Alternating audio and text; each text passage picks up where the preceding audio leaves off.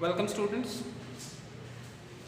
This is the next video in our video sequence for class 8, chapter 10, reaching the age of adolescence. Until this video we have learned about some of the hormones, basically the endocrine hormones. These are endocrine hormones which we are talking about. There were two hormones in the previous section which we have learned or which we have discussed. First of all, one was the male hormone called as testosterone, and the second one was the female hormone estrogen. These are specially produced in the males and females respectively. They are also responsible for the secondary sexual development or secondary sexual development of our body. The feature that, the characteristics that a person, because of them, a person is distinguished between a male and a female. One other hormone we have discussed was the pituitary gland. This is also called as the master gland, and it is also an endocrine gland. What is endocrine gland? Endocrine glands are the glands which don't have any duct for the secretion they have produced, and those secretions are directly streamed into the bloodstream. Now what happens after that? उन endocrine gland से जब चला जाता है blood में mix हो जाता है, तब क्या होता है उस हार्मोन के साथ क्या होता है? तो हार्मोन जो है, अब हम उसके बारे में पढ़ते हैं। 10.4 role of hormone in initiating reproductive function. First of all, there is a term in here, target site. What is target site? Target sites are the site where the hormones are said to be or need to be targeted. These are the sites where specifically the hormones reach and activate that part. For example, in male, the beard and mustache, मूछ और दाढ़ी जो है, या armpits के जो बाल हैं या जो चेस्ट के बाल हैं, वो बिफोर एडल्ट या फिर कह सकते हैं जब तक प्यूबर्टी लेवल नहीं आता है तब तक तो उनका नहीं होता है. सो अचानक से 14-15 साल होते होते ये कहाँ से उगाता है, ये कैसे उगाता है, शरीर को कैसे पता चलता है कि ये अब बाल उगना चाहिए? तो this is because of these endocrine activity of these hormones. तो फॉर एग्जांपल मुस्टाच, मूंछ के बाल उगने हैं, तो जब मूंछ के बाल उगने हैं तो टेस्टोस्टेरोन जो है वो आपके मूंछ के जो ग्लैंड, बालों के लिए जो ग्लैंड्स है वहां पर पहुंचता है, वहां पर उस हिस्से को एक्टिवेट करता है. Then only the hair in your mustache starts to grow. In this way, these endocrine glands work. So that area or the site where these hormones are intended to target are called as the target sites. So these target sites respond to the hormone. So many of the endocrine glands there are many endocrine and Douglas glands in our body, जो हमने पहले भी बात किया था. Now, in case of male testes and in case of female ovaries, these are the organs that secrete sex hormones. Now, already we have learned that these are the hormones responsible for the secondary sexual characters or the development of the secondary sexual characters in males and females. So, we have also already learned that these hormones are controlled by a master gland called as pituitary. Now the pituitary secretes many hormones, one of which makes ova mature and the ovaries and sperms formed in the testes. These are ovaries. Ovaries are the part in females, and sperms are the male gametes which are produced from testes. The ovaries produce ova and the testes produce sperms. These are male gametes, ova are female gametes. These are responsible for the production or formation of a baby inside a human. Now the flowchart has been given. Hormones from pituitary stimulates testes and ovaries to release testosterone in male and estrogen in female. यानी pituitary से जो hormones हैं वो निकलते हैं और ovary और testis male part है, ओवरीज फीमेल पार्ट है, तो वो उसको एक्टिवेट करते हैं तो टेस्टिस से टेस्टोस्टेरोन निकलता है और ओवरीज से एस्ट्रोजन निकलता है। उसके बाद ये जो टेस्टोस्टेरोन और एस्ट्रोजन है वो निकलने के बाद ब्लड स्ट्रीम में चले जाते हैं। ब्लड स्ट्रीम से निकलने के बाद फिर वो शरीर के जिस हिस्से में उनको टारगेट करना है, जिस हिस्से पर पहुंचना है, वो वहां पहुंचते हैं। And then this causes the onset of puberty, और इसी के कारण जो प्यूबर्टी स्टेज होता है ह्यूमंस में वो शुरू होता है। So this is the flow chart that shows how the internal or the endocrine glands or the ductless glands, these endocrine glands are also called as ductless glands. Ductless because they don't have any duct. So this flow chart shows you that how endocrine glands work, how they reach the target site, and how they are responsible for the secondary sexual characteristics development.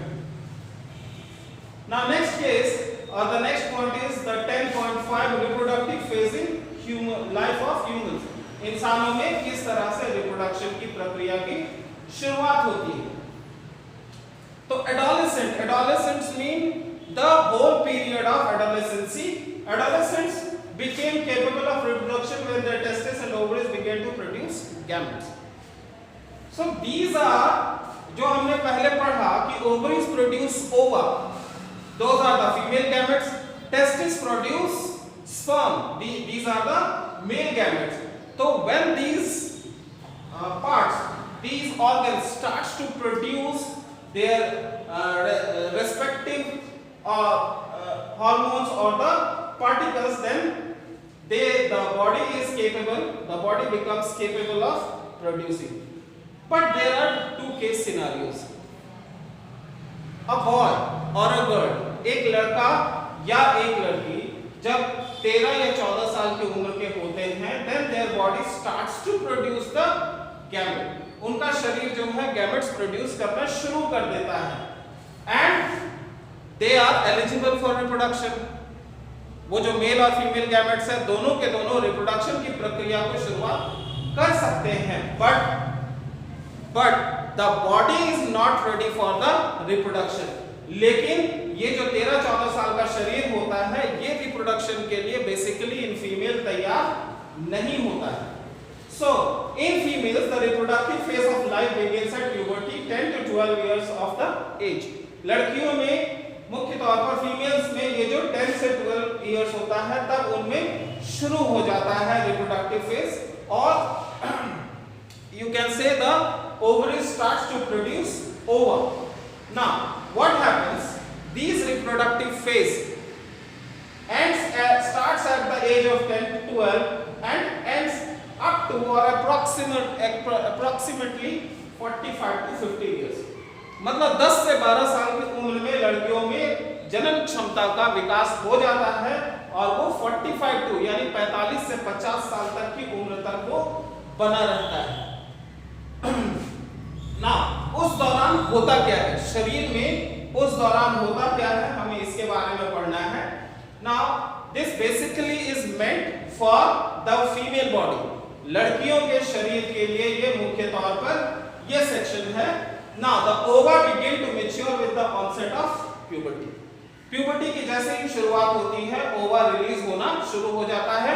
Ova are also called as eggs which are discharged from the ovaries of female. One ovum matures and is released by one of the ovaries once in about 28 to 30 days. This is a biological process and goes on periodically. ये पूरा का पूरा एक अवधि के दौरान ये पूरी प्रक्रिया होती है और इसका एक निश्चित अवधि होता है। तो इन ह्यूमंस इंसानों में ये प्रक्रिया क्या है, 28 से 30 दिनों की ये प्रक्रिया होती है जब एक ओवम यहाँ पर बात हो रही है केवल एक एग या एक ओवा के बारे में या एक ओवम के बारे में।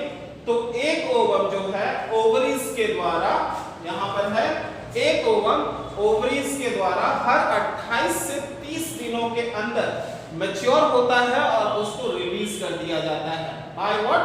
Bye ovaries. ओवरीज में वो मैच्योर होता है और उसके बाद उसको शरीर रिलीज कर देता है। During this period the wall of the uterus become thick as to receive the egg. तो यूट्रस क्या है? Uterus is a part where a baby grows and develops. It's a female part only found in the female body. This is the part where a baby grows and develops until the birth. जन्म लेने से पहले तक महिलाओं या जो females है उनके शरीर का वो हिस्सा जहां पर बच्चे का पूरा वृद्धि विकास होता है, that part is called as uterus. तो ये जो 28 to 30 डेज का पीरियड है, जब ओवा निकल रहा है, प्रोड्यूस हो रहा है, तो उस समय यूटेरस का जो वॉल्स है वो थिक हो जाता है, मोटा हो जाता है टू रिसीव एग्स। वहां ओवरीज से जो एग प्रोड्यूस हुआ है उसको रिसीव करने के लिए, ये रिसीव करने के लिए वो केवल मोटा हो रहा है उसका वॉल। अब दो केस सिनारियो होते हैं, एक अगर फर्टिलाइजेशन हो गया, दो अगर फर्टिलाइजेशन नहीं हुआ। तो पहला है अगर फर्टिलाइजेशन हो जाता है, यानी मेल गैमेट और फीमेल गैमेट जो है फर्टिलाइज कर जाते हैं, तो उस केस में क्या होता है? During this period the wall of the uterus become thick so as to receive the egg. In case it is fertilised, fertilisation अगर हो जाता है तो वहां पर वो ग्रो और डेवलप करना शुरू कर जाता है and this is called as pregnancy. ठीक है, अगर यहां पर फर्टिलाइजेशन की प्रक्रिया हो गई, स्पर्म और ओवा का फर्टिलाइजेशन हो गया, तो वहां पर जो यूटेरस है वहां के थिक वॉल में वो प्लांट हो जाता है और उसके बाद वो वहां पर डेवलप करना शुरू करता है और ये अवस्था जो है this is called as pregnancy. लेकिन अगर ये फर्टिलाइजेशन नहीं हुआ, फर्टिलाइजेशन अगर नहीं होता है तब क्या होता है? ये सेकंड केस सिनेरियो है। यहां से अगर नहीं होता है तो क्या होता है? The thicken lining of the uterus along with its blood vessels are shed off. तब वो यूटेरस का जो वॉल है, यूटेरस की जो थिकनेस थिक हुआ है, मोटा हुआ है, उसमें कुछ ब्लड वेसल्स भी रहते हैं ताकि जो भी वहां पर बेबी बन रहा है, प्रोड्यूस होगा, वो क्या करेगा? उसका न्यूट्रिशन और उसमें अलग अलग जो भी सप्लाई चेन होता है उसके लिए ब्लड वेसल्स लगता है, तो वो ब्लड वेसल्स का भी उसमें डिमांड होता है। तो ये जो यूटेरस है वो अपना थिकन लाइनिंग जो मोटा हुआ है ब्लड वेसल्स के साथ वो वहां से टूटकर निकल जाता है, वो वहां से हट जाता है, शरीर उसको निकालने की प्रक्रिया शुरू कर देता है। These causes bleeding in women which is called as menstruation। और इसी के कारण महिलाओं में एक प्रक्रिया की शुरुआत होती है that is called as menstruation। Menstruation occurs once in about 28 to 30 days। This is the period of 28 to 30 days। It happens once in a period of 28 to 30 days। The first menstrual flow begins at the puberty and is termed as menarche। ये यहाँ पर दो शब्द आएंगे। जो पहला menstrual period शुरू होता है that starts at puberty। जब शरीर, बच्चे का शरीर या जो चाइल्ड का शरीर है उसमें जब शुरुआत हो जाती है एडोलेसेंस प्रक्रिया की, तो उस समय वहां पर पहली बार मेंस्ट्रुअल का प्रक्रिया का शुरुआत होता है और उसको मेनार्क कहते हैं। ध्यान रखिएगा, मेनार्क कहते हैं। और जब 45 to 50 इयर्स 45 से 50 साल का जब शरीर हो जाता है, then this menstrual cycle stops। ये पूरी प्रक्रिया होनी बंद हो जाती है and this is called as menopause। So this stage is called as menopause। Initially menstrual cycle may be irregular, it takes some time to become regular। शुरुआत में ये प्रक्रिया जो है, ये साइकिल जो है थोड़ा इरेगुलर होता है, लेकिन धीरे धीरे समय के साथ ये रेगुलर होता चला जाता है। तो यहाँ पर हमने तीन वर्ड्स पढ़ा, मेंस्ट्रुएशन, मेनार्क और मेनोपॉज। ये बाद में आएंगे, इनको हम डिफाइन कर देंगे। उसके बाद ये होता कैसे है, ठीक है, ये पूरा का पूरा प्रक्रिया हमने समझ लिया, पूरा प्रोसेस समझ लिया। Now comes what causes it to happen, ये क्यों होता है। तो menstrual cycle is controlled by hormones. The cycle includes the maturation of the egg, its release, thickening of uterus wall and breakdown if pregnancy does not occur. ये पूरी प्रक्रिया को कितने स्टेजेस में डिवाइड किया गया है, क्या क्या स्टेजेस है। मैच्योरेशन ऑफ एग्स, ये कहां होता है, इन द ओवरीज, ये in the ovaries maturation of egg हुआ। फिर वहां से रिलीज करके उसको यूटेरस में भेजा गया। फिर वो यूटेरस जो है वो क्या होता है, मोटा होता है, उसका वॉल मोटा होता है, और अगर प्रेगनेंसी नहीं होता है यानी फर्टिलाइजेशन की प्रक्रिया नहीं होती है, then it breaks down and flows out of the body.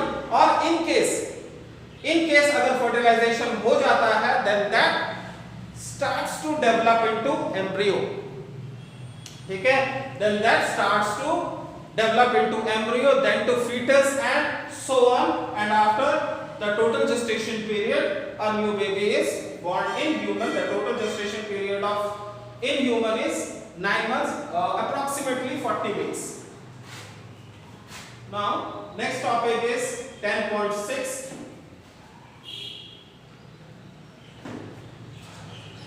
How the sex of the baby is determined, we will discuss in the next video, next coming video. This is a longer section, that's why we will take it in the second video. Thank you.